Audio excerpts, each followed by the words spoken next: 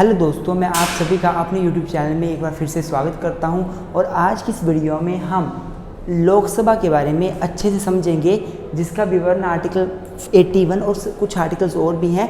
हम लोकसभा के बारे में सब कुछ समझेंगे। लोकसभा, इसका मीनिंग, कॉम्पोजिशन, इसके फंक्शंस, पावर, इसमें जो अध्यक्ष होता है, स्पीकर जिसको बोलते हैं वो, और बाकी जितनी भी चीज़ें लोकसभा के बारे में है, क्वालिफिकेशन, डिसक्वालिफिकेशन, जो भी है वो सारा कवर करेंगे।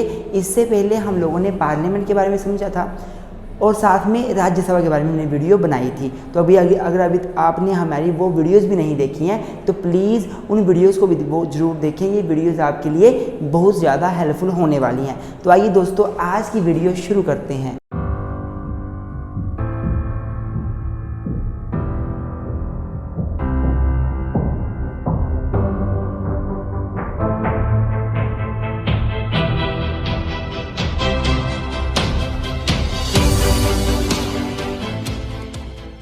तो मेरे दोस्तों, अब अगर मैं बात करूं कि लोकसभा होती क्या है, what is Lok Sabha, what is house of people, what is lower house, what is popular house in the India, तो आप लिखोगे कि Lok Sabha is one of the house of the parliament और Indian parliament. Lok Sabha Indian parliament का एक हाउस है। We know that Indian parliament consist 2 houses and 1 president. The 2 houses are Rajya Sabha and Lok Sabha is one of them.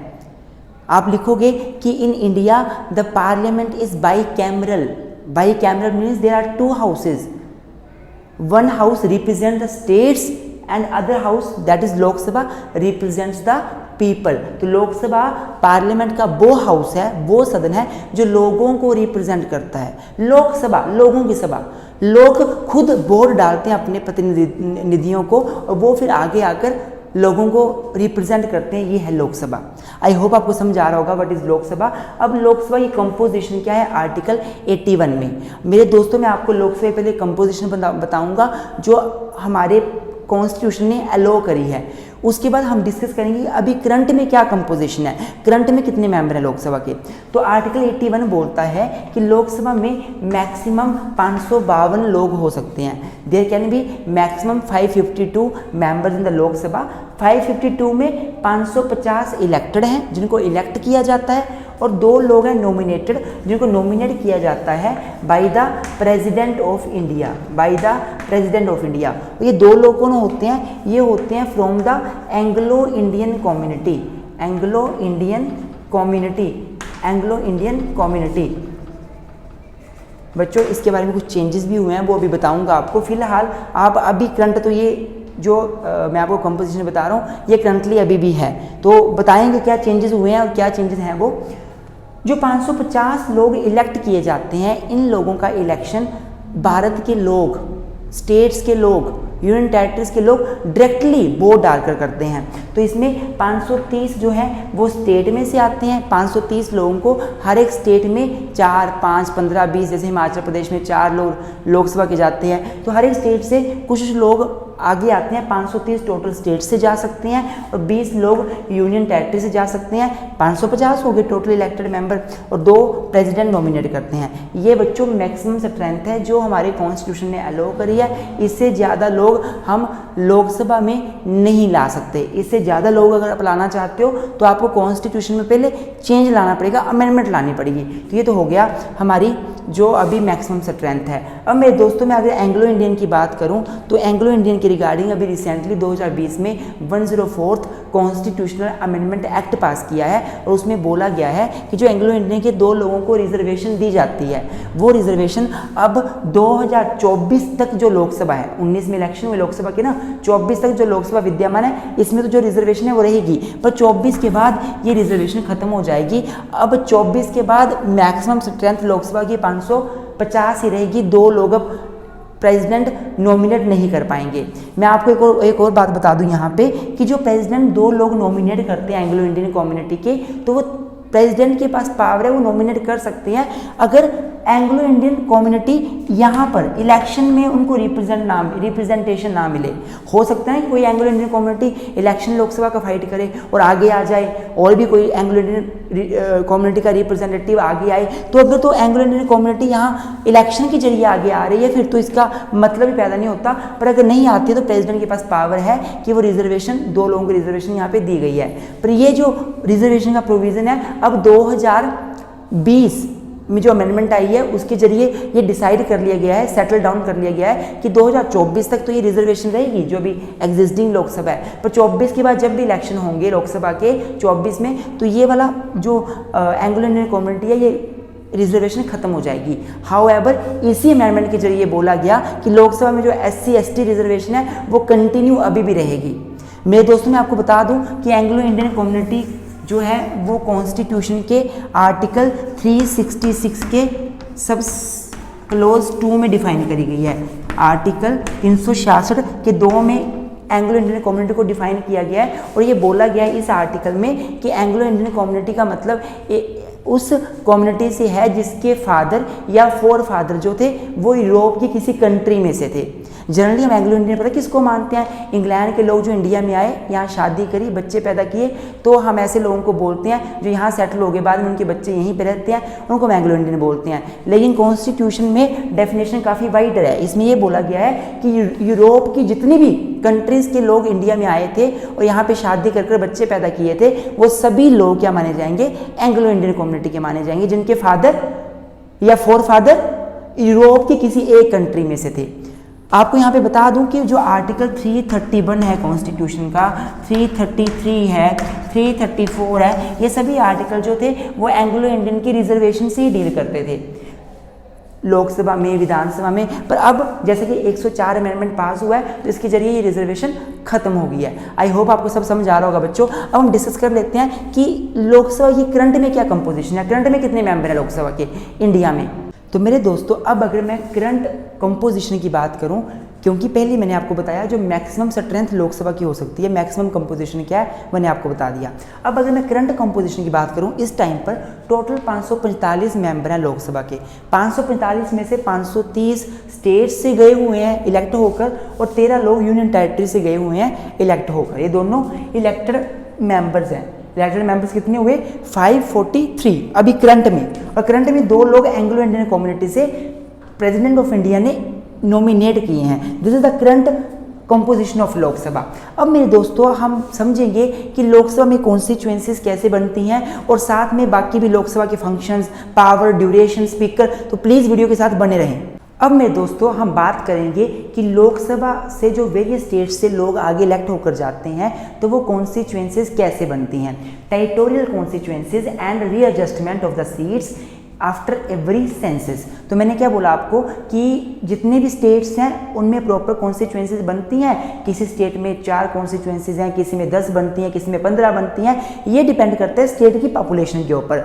जितना state छोटा होगा उतनी constituencies कम बनेंगी, जितना स्टेट बड़ा होगा उतनी कॉन्स्टिट्यूएंसीज ज़्यादा बनेगी। तो हमारा कॉन्स्टिट्यूशन ये डिसाइड करता है, ये सेटल डाउन करता है कि हर एक स्टेट को कॉन्स्टिट्यूएंसीज में डिवाइड किया जाएगा पॉपुलेशन के बेस पर, और वहां से फिर एक एक बंदा इलेक्ट होकर आगे लोकसभा में जाएगा। और साथ ही कॉन्स्टिट्यूशन में बोला गया आर्टिकल 82 में कि जब भी जनगणना होगी आफ्टर ईच सेंसस हम कॉन्स्टिट्यूएंसीज को रीएडजस्ट करेंगे द्वारा से, क्योंकि पॉपुलेशन तो स्टेट की ऑब्वियस ही बात है लगातार बढ़ती जा रही है, तो कॉन्स्टिट्यूएंसीज भी बड़ी की संख्या भी बढ़ती जाएगी।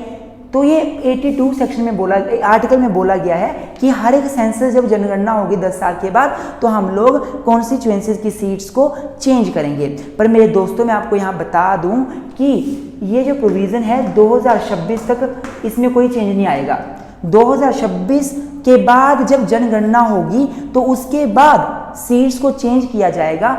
जब तक 2026 के बाद फर्स्ट जनगणना नहीं होती, जो कि 2031 में होनी है, तब तक लोकसभा की सीट्स जो जिस स्टेट को मिली है उतनी ही रहेगी। ये बात आप ध्यान रखें।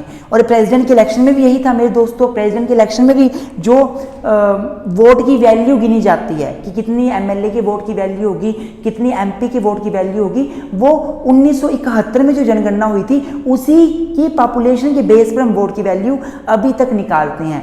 अगर अभी हम करंट पॉपुलेशन के बेस पे वोट की वैल्यू निकालें प्रेसिडेंट की, तो वो वैल्यू तो बहुत ज़्यादा बढ़ जाएगी। कुछ स्टेट की पॉपुलेशन तो बहुत ज़्यादा बढ़ चुकी है, लेकिन हम अभी भी सेंसस 1971 का ही फॉलो करते हैं। 2026 के बाद उसमें चेंजेस हो सकते हैं। अब मेरे दोस्तों 2026 के बाद क्या चेंजेस पक्का होंगे, ये पूरा डिसाइड नहीं है, पक्का सेटल नहीं है, पक्का नहीं है। हो सकता है 2026 में पार्लियामेंट अमेंडमेंट लाकर ये बोले कि जो टेरिटोरियल कॉन्स्टिट्यूएंसीज बनी है स्टेट की वो वही रहेंगी। हिमाचल की 4 है तो 4 ही रहेंगी, पंजाब की जितनी है उतनी ही रहेंगी, जब तक कि 2050 के बाद सेंसस नहीं आता। ऐसा भी तो हो सकता है। तो क्योंकि अगर चेंजेस करनी है टेरिटोरियल कॉन्स्टिट्यूएंसीज को बढ़ाएंगे, ऑब्वियस सी बात है, फिर लोकसभा की जो सीट्स है वो बढ़ानी पड़ेंगी, अमेंडमेंट लाना पड़ेगा, काफ़ी लंबा चक्कर पड़ेगा। तो हो सकता है इसको एज इट इज रखें, पक्का नहीं है, जो पार्लियामेंट करेगी वही फाइनल होगा। अब अगला आता है कि इलेक्शन कैसे होता है लोकसभा के मेंबर्स का। तो मैंने जैसा कि आपको पहले ही बोला कि लोकसभा के मेंबर्स जो हैं वो इलेक्ट भी किए जाते हैं और 2 मेंबर नॉमिनेट किए जाते हैं जो एंग्लो इंडियन कम्युनिटी से होते हैं। हाउएवर ये एंग्लो इंडियन कम्युनिटी की रिजर्वेशन अब तो खत्म ही हो गई है। अब 2024 के बाद जो भी लोकसभा आएगी वहाँ एंग्लो इंडियन कम्युनिटी के नाम के जो नॉमिनेट लोग हैं वो नहीं हो सकते। ये तो लॉ ने डिसाइड कर दिया है। पर इलेक्शन जो इलेक्टेड मेंबर है वो तो है। इलेक्शन कैसे होगा, इलेक्शन में टोटल जो है टोटल स्ट्रेंथ 552 है, 550 का इलेक्शन होता है, 530 का इलेक्शन स्टेट में से होता है और 20 का इलेक्शन यूनियन टेरिटरीज में से होता है। तो जो स्टेट के लोग आगे आते हैं लोकसभा में इलेक्ट होकर, उनका इलेक्शन डायरेक्ट इलेक्शन होता है। डायरेक्ट मतलब लोग खुद जाके वोट डालते हैं। अगर मैं हिमाचल प्रदेश से हूँ, मेरी कॉन्स्टिट्यूएंसी फॉर एग्जांपल कांगड़ा है या व्हाटसोएवर मंडी है, तो जाके मैं खुद अपने प्रतिनिधि को वोट डालूंगा। डायरेक्ट इलेक्शन होगा। अडल्ट फ्रेंचाइज इसका मतलब है कि जो पर्सन 18 साल से ऊपर की उम्र का है उसका वोटर कार्ड बन जाएगा और उसके पास राइट होगा वो जितना जो भी पर्सन खड़े हैं उनमें से अपने चॉइस के बंदे को वोट डाल सके। तो स्टेट में इलेक्शन कैसे होंगे, डायरेक्ट इलेक्शन होंगे। अडल्ट फ्रेंचाइज का सिस्टम फॉलो किया जाएगा। अगर यूनियन टेरिटरी की बात की जाए तो यूनियन टेरिटरी में पार्लियामेंट को पावर दी गई है कि पार्लियामेंट लॉ बनाकर डिसाइड कर सकती है कि यूनियन टेरिटरी के इलेक्शन कैसे होंगे। तो इसके रिगार्डिंग पार्लियामेंट ने 1965 में लॉ बनाया था जिसका नाम था union territories direct election to house of people act 1965। और इस एक्ट के अनुसार जो यूनियन टेरिटरी के 20 लोग हैं, मैक्सिमम स्ट्रेंथ 20 है, वैसे तो 13 ही आते हैं अभी तक, तो उनको इलेक्ट किया जाता है। आई होप मेरे दोस्तों आपको इलेक्शन भी क्लियर हो गया होगा। अब आगे चलते हैं। अब मेरे दोस्तों अगर मैं लोकसभा का मेंबर बनने के लिए क्वालिफिकेशंस की बात करूं तो इसका विवरण आर्टिकल 84 में किया गया है। आर्टिकल 84 में राज्यसभा या लोकसभा आपने किसी का भी मेंबर बनना है, दोनों की क्वालिफिकेशन बताई गई हैं। आर्टिकल 84 ये बोलता है कि अगर पर्सन लोकसभा का मेंबर बनना चाहता है, लोकसभा का इलेक्शन फाइट करना चाहता है, तो पहली बात वो इंडिया का सिटीजन होना चाहिए। दूसरी बात 25 साल या उससे ज़्यादा की उसकी एज होनी चाहिए। तीसरी बात वो सारी की सारी क्वालिफिकेशंस वो पोजेस करता हो जो क्वालिफिकेशन पार्लियामेंट ने लॉ बनाकर डिसाइड करी हैं। तो हमारे देश में पार्लियामेंट ने रिप्रेजेंटेशन ऑफ पीपल एक्ट 1951 बनाया है, 1950 बनाया है। और इस एक्ट के अंडर एक जो क्वालिफिकेशन है वो ये है कि जो लोकसभा का इलेक्शन फाइट करना चाहता है वो खुद किसी भी पार्लियामेंट्री कॉन्स्टिट्यूएंसी में एज ए वोटर रजिस्टर्ड होना चाहिए। तो ये क्वालिफिकेशन भी पर्सन पोजेस करता हो। इसके साथ ही मेरे दोस्तों अब मैं डिसक्वालिफिकेशन की बात करूं कि कौन लोकसभा का मेंबर नहीं रह सकता या लोकसभा का इलेक्शन फाइट ही नहीं कर सकता, तो ये 102 आर्टिकल हमारे कॉन्स्टिट्यूशन का 102 आर्टिकल ये बताता है। राज्यसभा की रिगार्डिंग भी आर्टिकल यही है। तो अगर मैं आपको बताऊं तो बच्चों डिसक्वालिफिकेशन जो है मैं यहाँ पे पढ़ के बता देता हूँ। एक तो डिसक्वालिफिकेशन ये है कि पर्सन कोई ऑफिस ऑफ प्रॉफिट होल्ड करता हो तो वो डिसक्वालीफाई हो जाएगा। पर्सन पागल हो, पर्सन ऑफ अनसाउंड माइंड, तो डिसक्वालीफाई हो जाएगा। पर्सन इज एक अनडिस्चार्ज इंसॉल्वेंट हो तो वो डिसक्वालीफाई हो जाएगा। अगर पर्सन वॉलंटरली उसने दूसरे स्टेट की सिटीजनशिप ले ली है या इंडिया की सिटीजनशिप छोड़ दी है तो भी वो डिसक्वालीफाई हो जाएगा, वो लोकसभा का मेंबर नहीं रह सकता। या अगर पर्सन एंटी डिफेक्शन के अंडर आ जाता है, एंटी डिफेक्शन का मतलब क्या है कि वो दल बदल कर लेता है, एक पार्टी से लोकसभा का इलेक्शन लड़ा और दूसरी पार्टी में सम्मिलित हो गया इलेक्शन लड़ने के बाद, तो वो फिर उसका जो है वो सत्ता उसकी चली जाएगी, वो लोकसभा का मेंबर नहीं रह सकता, वो डिसक्वालीफाई हो जाएगा।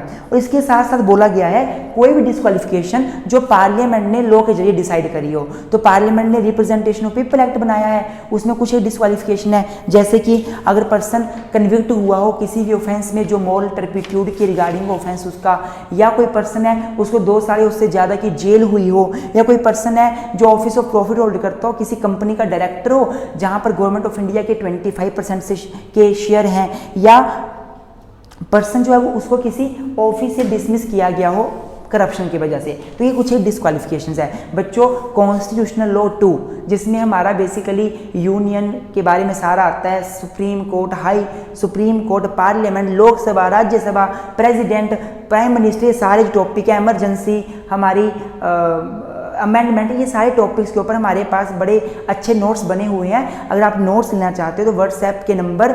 9816492276 पर आप हमें मैसेज कर सकते हो, ये हमारा व्हाट्सएप नंबर है।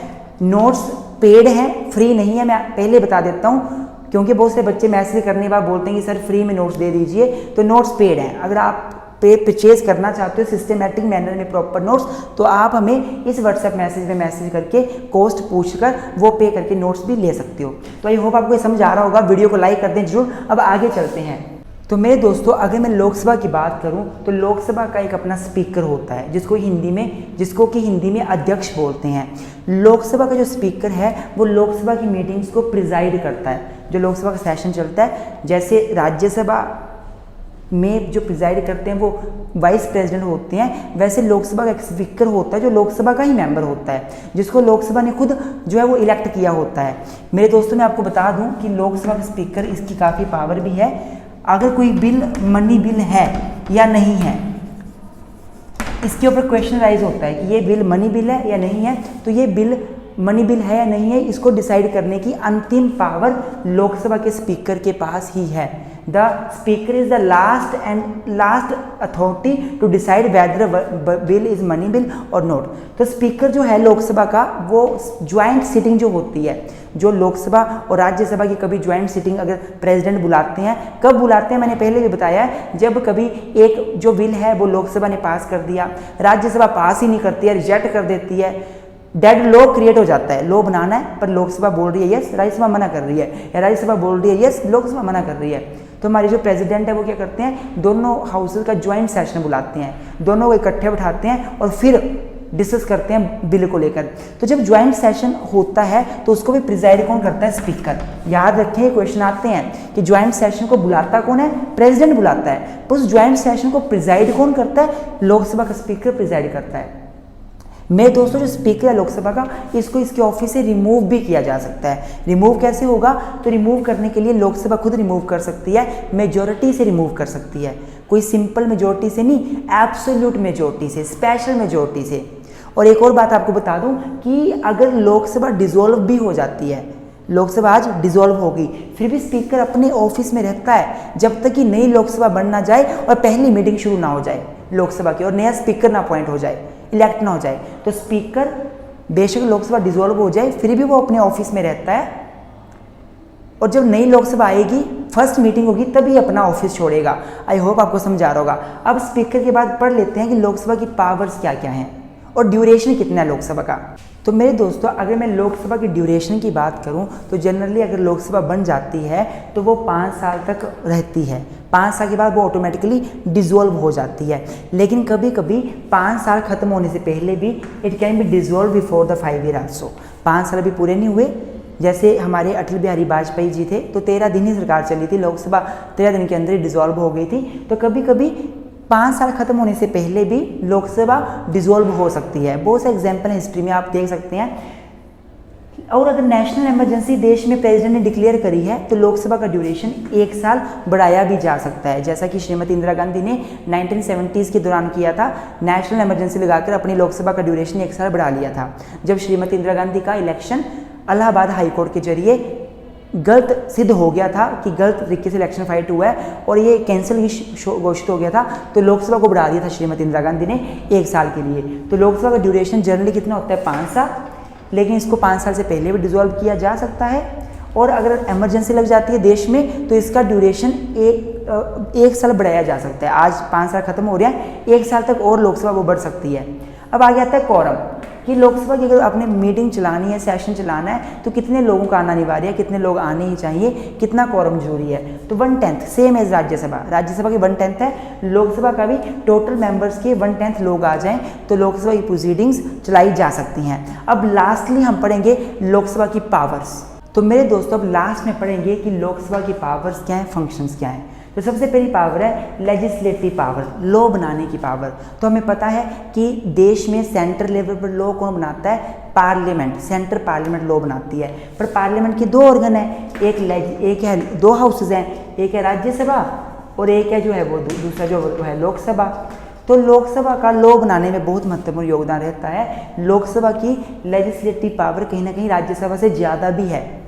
अगर मैं ऑर्डिनरी बिल की बात करूं, ऑर्डिनरी बिल जिसका विवरण आर्टिकल 107 में किया गया है, वो ऑर्डिनरी बिल किसी भी हाउस में स्टार्ट हो सकता है, राज्यसभा में भी शुरू हो सकता है, लोकसभा में भी शुरू हो सकता है, और जब दोनों हाउसेज में पास हो गया तो प्रेसिडेंट के पास जाएगा और एक्ट बन जाएगा, लॉ बन जाएगा। लेकिन अगर बात मनी बिल की जाती है, फाइनेंशियल बिल की करी जाती है, तो मनी बिल सबसे पहले लोकसभा में ही इनिशिएट हो सकता है, राज्यसभा में शुरू में इनिशिएट नहीं हो सकता। जब लोकसभा पास करेगी तब राज्यसभा में जाएगा, और राज्यसभा की पावर कोई खास पावर नहीं है। राज्यसभा उस मनी बिल को केवल 14 डेज 14 दिन तक रोक सकती है, होल्ड कर सकती है। आफ्टर 14 डेज तो मनी बिल जो है वो अपने आप पास हुआ माना जाएगा, राज्यसभा ने पास कर दिया है। तो लोकसभा की लेजिस्लेटिव पावर कितनी ज़्यादा है राज्यसभा से। यहाँ तक मेरे दोस्तों, अगर ऑर्डिनरी बिल है, ऑर्डिनरी बिल में लोकसभा और राज्यसभा में डेड लॉक पैदा हो जाता है। फॉर एग्जांपल, लोकसभा ने बिल पास किया, पास हो गया, राज्यसभा में बिल गया, राज्यसभा में पास नहीं हो रहा है, डेड लॉक क्रिएट हो जाता है। 6 मंथ हो गए, राज्यसभा बिल को अपने पास लेकर बैठी है। प्रेसिडेंट ऑफ इंडिया क्या करेंगे, लोकसभा राज्यसभा की ज्वाइंट सेशन बुलाएंगे। 108 आर्टिकल के अंदर, आर्टिकल 108 के अंदर ज्वाइंट सेशन बुलाएंगे, लोकसभा और राज्यसभा का ज्वाइंट सेशन। और इस ज्वाइंट सेशन में हमेशा लोकसभा का पलड़ा भारी रहता है, क्योंकि लोकसभा की स्ट्रेंथ ज़्यादा है, ये ज़्यादा पॉपुलेटेड हाउस है, ज़्यादा इसमें पॉपुलेशन है। तो ज्वाइंट सेशन में बस ये देखते हैं जो टोटल लोग हैं उसका 50% किसकी तरफ है। तो लोकसभा का तो बहुत ज़्यादा स्ट्रेंथ है, राज्यसभा से डबल स्ट्रेंथ है अबाउट। तो लोकसभा का पलड़ा यहाँ पे ज़्यादा भारी रहता है, लोकसभा के 50% लोग ज़्यादा होते हैं यहाँ पे एज कम्पेयर टू राज्यसभा। तो लेजिस्लेटिव पावर लोकसभा के पास बहुत ज़्यादा है। दूसरी एग्जीक्यूटिव पावर, एग्जीक्यूटिव पावर तो लोकसभा के पास है ही है। एग्जीक्यूटिव का मतलब जो हमारी एग्जीक्यूटिव अथॉरिटीज़ हैं, हमारे जो मिनिस्टर्स हैं, और ये सारे कहीं ना कहीं लोकसभा के प्रति उत्तरदायी होते हैं। जो लोकसभा बनती है, लोकसभा से ही गवर्नमेंट बनती है। अगर लोकसभा में नो कॉन्फिडेंस मोशन पास हो जाए तो गवर्नमेंट नहीं रह सकती। लोकसभा का विश्वास लेना पड़ता है गवर्नमेंट को, प्राइम मिनिस्टर को। तो एग्जीक्यूटिव को कंट्रोल करती है लोकसभा। लोकसभा के पास एग्जीक्यूटिव को कंट्रोल करने की बहुत पावर्स हैं। उसके बाद फाइनेंशियल पावर, फाइनेंशियल पावर में भी लोकसभा का पलड़ा राज्यसभा से ऊपर है। जो मनी बिल है वो लोकसभा में पेश होता है, राज्यसभा मनी बिल को केवल 14 दिन तक रोक सकती है। फाइनेंशियल पावर भी लोकसभा के पास ज़्यादा है।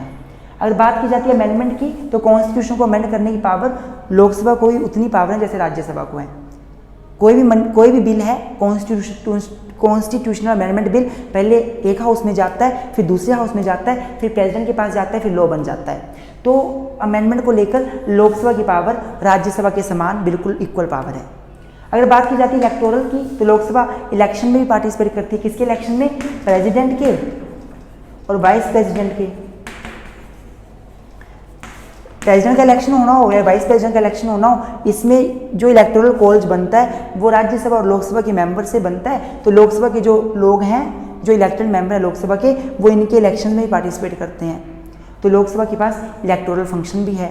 लास्ट है जुडिशियल फंक्शन। तो लोकसभा के पास जुडिशियल फंक्शन भी है, किस सेंस में है कि हमारे देश के जो प्रेसिडेंट हैं उनको इम्पीच करना हो तो लोकसभा में भी रिजोल्यूशन शुरू हो सकता है, मूव हो सकता है, शुरू में इनिशिएट हो सकता है। अगर सुप्रीम कोर्ट के जजेस को रिमूव करना है, हाई कोर्ट के जजेस को रिमूव करना है, तो इम्पीचमेंट किसी भी हाउस से शुरू हो सकती है। तो लोकसभा का यहाँ बिल्कुल इक्वल पावर है राज्यसभा की तरह। आई होप मेरे दोस्तों आपको लोकसभा के बारे में सब कुछ डाउट क्लियर हो गए होंगे। अगर वीडियो अच्छी लगी हो तो प्लीज़ लाइक जरूर करें, चैनल पर नहीं हो तो सब्सक्राइब जरूर करें और हमें अपना कॉन्ट्रीब्यूशन भी जरूर करें। अगर आप कॉन्ट्रीब्यूट कर सकें तो ये हमारे लिए बहुत हेल्पफुल होगा। कोई भी अमाउंट जो आपको ठीक लगे। थैंक यू सो मच जो हमें कॉन्ट्रीब्यूट करते हैं और हमारा हौसला बढ़ाते हैं। Thank you very much, keep supporting us. नमस्ते।